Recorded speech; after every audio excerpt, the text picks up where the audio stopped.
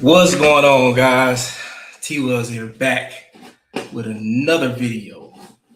Today, we're getting into behavioral questions, any curveballs they may throw at you, technical questions, and how to land the job offer. Guys, I've been reading the comments, I've been going through them, and these three seem to stand out the most. And so we're going to cover it tonight. We're going to get right into it. Make sure you got your notepad, make sure you got your notes. Let's get to it. All right, number one, the behavioral curveball questions. Guys, when you get to the second interview, some of you will have to go through another interview. This is where they stop asking tell me a time you did X, Y, Z.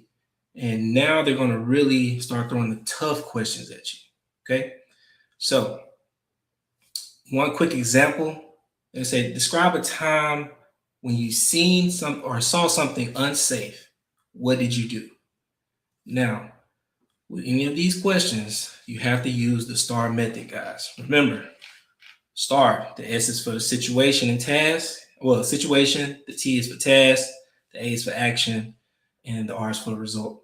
This is the way you want to answer the question. So you give them a situation, going back to the question that just asked, give me an example of when you saw something unsafe. All right. I saw a coworker, something simple, changing the light bulb.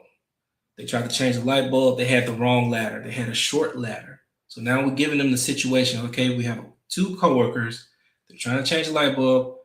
They're using a small ladder that is too small. The light bulb is too high up, and the coworker stepped on the top rung. Now, this is already unsafe because the ladder itself could fall over. And you're never supposed to step on the top rung of a ladder anyway. So if you see something like that, you then stop the coworker and say, hey, stop. I don't want you to fall or anything. Come down from the ladder. Let's go get a new one. Let's get a taller one.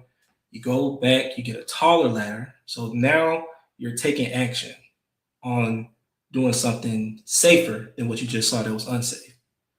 You get the taller ladder, you go back, you help the coworker, you stabilize it on the bottom. They're able to climb up. They don't have to go all the way to the top. They can kind of go midway. So the ladder is more stable. Able to change the light bulb out, done with the task. He was able to do it safer, and that's your result. Nobody failed, no injuries occurred, and this is the safest way to do it. Now, that's just a simple example, guys. There are plenty other examples you can use. That's just a simple one right off the top of my head. Think about times you've seen anything unsafe, whether it could be at school. You use an example at school. I know for some of you guys that are in the process technology program, you have the mock units. You may be going through distillation and you're going through the mock unit, and it could be something simple as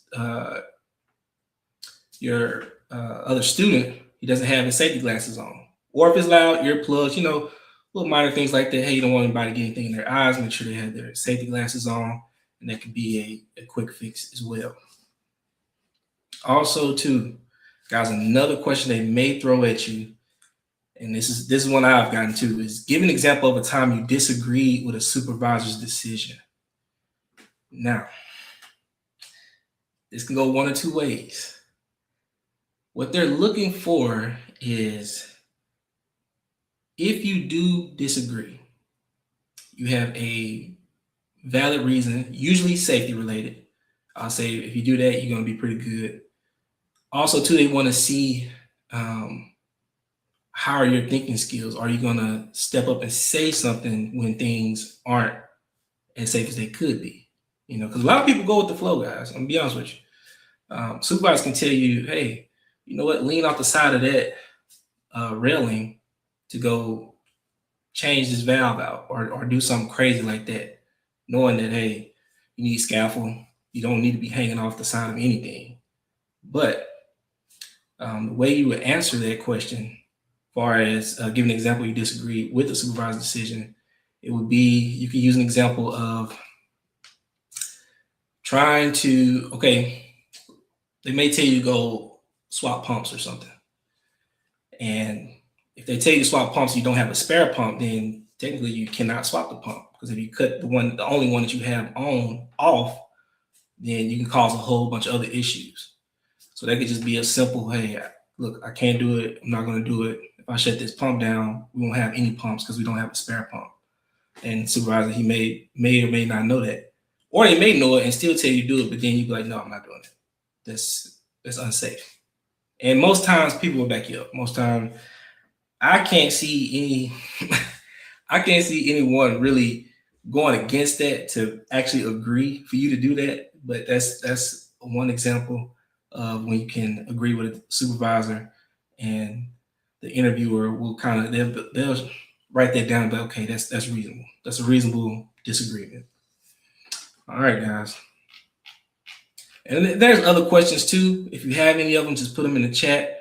But we're gonna move on to the second interview. Well, not the second interview, but the site tour. So this is something that happens for most companies. You'll get a site tour, after your interview, and they'll show you exactly what the facility looks like. So you kind of get a feel for it. Oh, my bad, guys. It don't look like that. Let me put the other picture up. So it's gonna look something similar to this. So when you walk out into any of these facilities, this is kind of what you're gonna see, guys. A lot of metal everywhere. You're gonna have your pumps, you're gonna have columns or towers, a lot of piping. And basically during this, guys, you wanna actually focus on your demeanor, okay? How you carry yourself, your presentation. You want to be observant. You want to actually ask questions. Hey, you ask something simple as, what's the most common safety procedure you practice every shift here? And they'll go through like, okay, well, hey, look, every morning at 7 a.m., we have safety meeting. We go over X, Y, Z, and then also too, we do A, B, and C, and then we'll get together again at 3 p.m. to do a end of shift meeting. That's a common little question you can ask them. Also, too, it shows that you actually care about what's going on. You want to get involved, and you're not just there for the money. Also, too, with your tour guide, you can ask questions about just any and everything. If you see something that you really, that interests you, like, hey, like if you look at the picture here, these columns are yellow, and then these are silver. Hey, why are these columns yellow? And they may tell you, okay, well, we have a certain process that we use in these columns specifically. That's why they're colored yellow, and yellow means XYZ here. If you go somewhere else, yellow may mean something else. So these are just good little questions. Be observant. Make sure you're paying attention. You're not wandering off and you end up back behind a pump somewhere, and the tour guide and the rest of the group are just going down a dedicated path. So yeah, just pay attention, and you should do good with that. Now, last thing we'll go over is technical questions, guys. So back to the interview. Some of you may get technical questions like they actually asking about the job. So the most common one is distillation. So let me pull this up. So this diagram here, guys, is just basic distillation. Okay, they want to know if you understand the control of a process. All right, just some key elements to think about. You got heat and mass balance. It's all about maintaining the correct balance of heat. The reboiler, right, which is right here on the bottom, and then you want to focus on the heat removal, which is the condenser up here. All right, so how we cool stuff down. Then you want to achieve the desired product purity. Okay. Another thing too is the safety implication. The goal is to prevent the column from going out of control.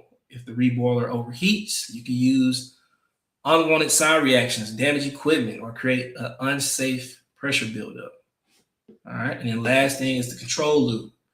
All right, I got this question in the comments about a control loop.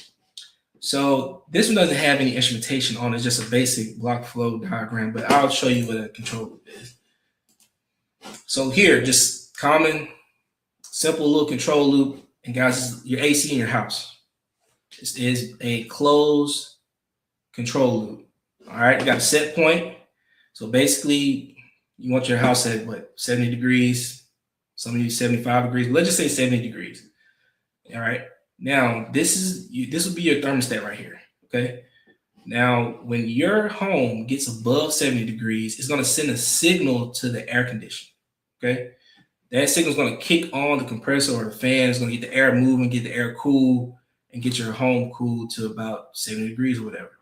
And also, too, you got this sensor, which is tied back into the thermostat, and that will make sure that it maintains it at 70 degrees. So you're not manually, all right, you want it at 70 degrees. You don't walk out your house to go cut the damn AC on to then go back into your house. Then the temperature drops and you go walk back out your house again and go cut the air off again. No, all this stuff is automated. That's the purpose of these control loops, guys. You know. All right. Now, I see the frustration in the comments. If you have a P-Tech certificate, you have the education, you're not getting a call back. I know it's tough, but let's be strategic about it. Most common gap, the resume doesn't translate into industry relevant achievements. Okay. Basically, you're not using the right words. You know, instead of saying, hey, I completed a course on basic process operations, instead, you need to put down applied knowledge of heat exchangers and pumps to troubleshoot, control system failures and restoring operations within safety parameters. So you're using the technical language that the software will pick up on your resume to give you a better chance at landing these jobs. Guys, if you have any questions, just put them in the chat box. I appreciate all of you. And if you have any questions, especially when it comes to process technology or just getting a job, just let me know. Guys, we try to go live every week. So every week there'll be a new topic that we'll cover. Also, too, while you are here, you need to get this study guide here, guys. This here is going to help you pass the test, and it's going to get you back in line, in competition with everybody else. Just put you ahead, guys. Let's just give you a little preview of what's in here. So this is the type of stuff that's in the study guide. Okay? It's worth it. I've had people to get it. I've had people to use it and pass the test and get jobs. So it has very good material in it. I have a link down in the description. And I'll also link it in the comment. But this is the study guide book here, guys. It's the real deal. Make sure you get it. All right. What's going on, Pastor Chew? And let's see what's next. One Love King 816. Can you look over my resume? Yeah, I can look over. You have to email it to me. If you want me to look over the resume, you have to email it to me.